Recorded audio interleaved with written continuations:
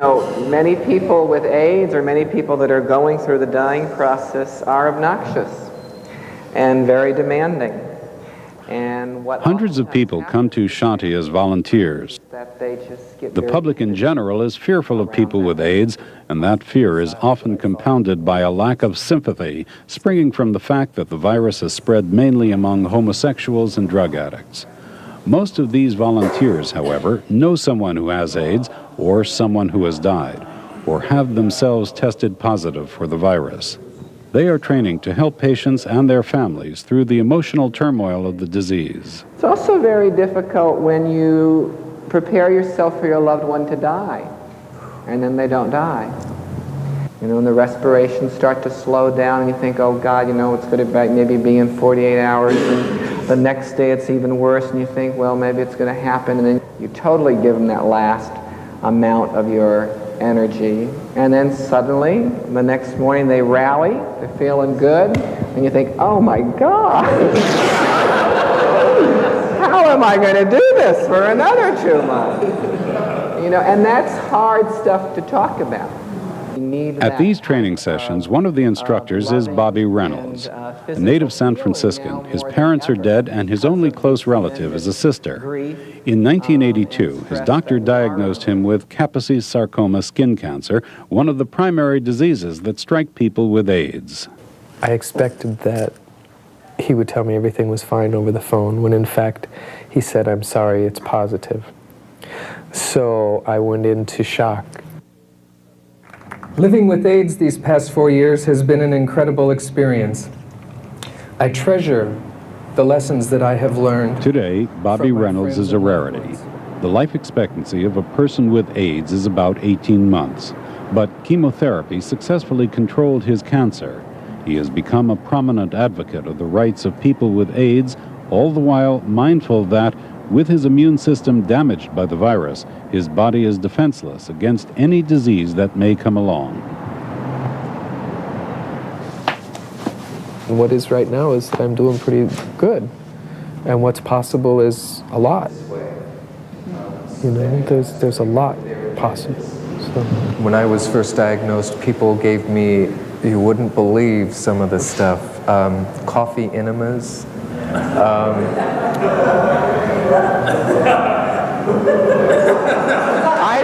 They need someone to hang their hope on.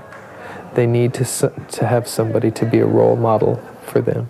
And I think I have been able to do that. And so beyond dealing with your decision about how you want to be, you end up having to deal with all this other stuff that's out there. I told my brother before I got pregnant that, I wasn't sure how things would be between us, because I didn't want to take any chances with my kids. Every doctor I talked to said that I shouldn't have any contact with my brother because they just don't know. It was the kind of thing, well, if nobody can tell us what's going on, then, what are you supposed to do? Although they live just a few miles apart, Bobby and Susan have scarcely seen each other in the 2.5 years since her twin boys were born. I told him that I would try and keep in touch with him on the phone, which I did. And every week it would be like he'd get a little cooler. And we finally just more or less cut off communications. He told me that it was like I had rejected him, and he just couldn't deal with it right now. And I couldn't do much about it because I figured, hey, I'm pregnant. I'm not going to get pregnant again. I can't take any chances. I don't want anything to happen to my baby. Hundreds, if not thousands, of people have heard me speak and were able to look at AIDS through different eyes. And I have touched men in support group, and I have touched their families, and I have been able to help them find some ways of dealing. And she's my sister.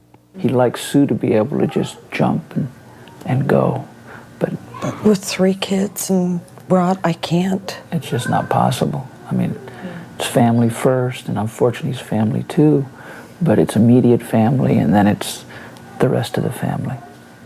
I realized that they say casual contact, you probably wouldn't get AIDS, but they can't guarantee it. You know, as much as my mind says, hey, it's okay, my heart says, well, it may be okay, but I still don't know. You know, I've never told my sister that she was wrong for being afraid, but some of her fears are irrational.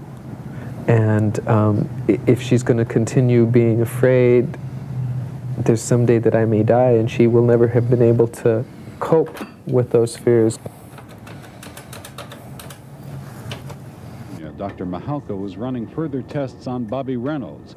His ulcers were not as benign as they appeared. Well, actually, it did turn out to be herpes. We got a culture report back yesterday and started him on anti-herpes medicine in an oral form. It can be serious and it can spread to other areas, but the main part of this is it's associated usually with an incredible amount of pain, and people are not able sometimes to even swallow their own saliva.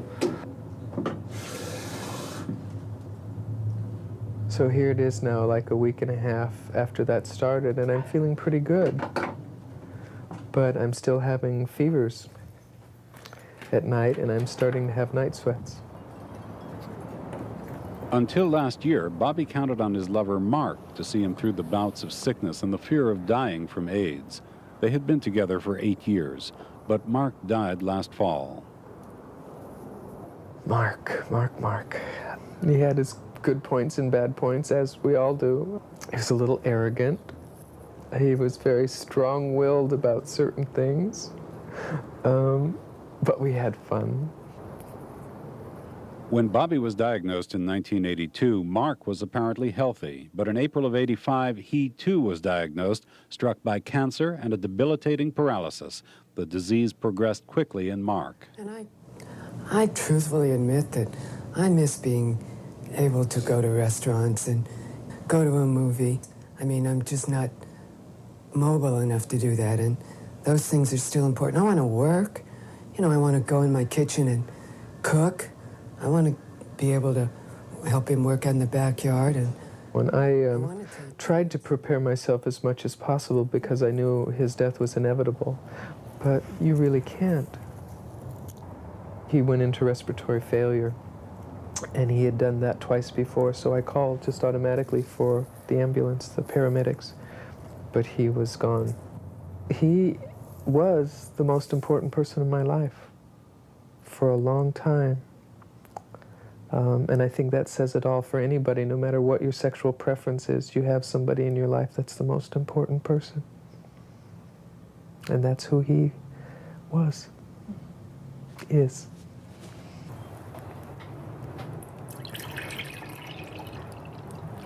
What's next? So I'll live it, and I'll breathe it, and I'll eat it for so long, and then I'll say, break time, you know. Let's go blow bubbles. Let's go read a murder mystery, or let's just unplug the phone and forget about it. Luckily, I can do that. The epidemic has become a political phenomenon. Candlelight memorials in San Francisco and elsewhere have turned into rallies against discrimination. Please, let me get a light, because I think they're going to start. AIDS is a frightening disease, but to those who have it, public opinion is frightening and threatening as well. People's fears are real, but they may not understand what my lifestyle is like, but they understand that I'm a person, that I'm hurting, so that they don't send me off to hell just because I'm a gay man or just because I have AIDS. Together, the citizens of San Francisco will continue making a difference. Together, my friends, together, for we are a family, and we are not alone. Keep looking for the rainbows. Thank you.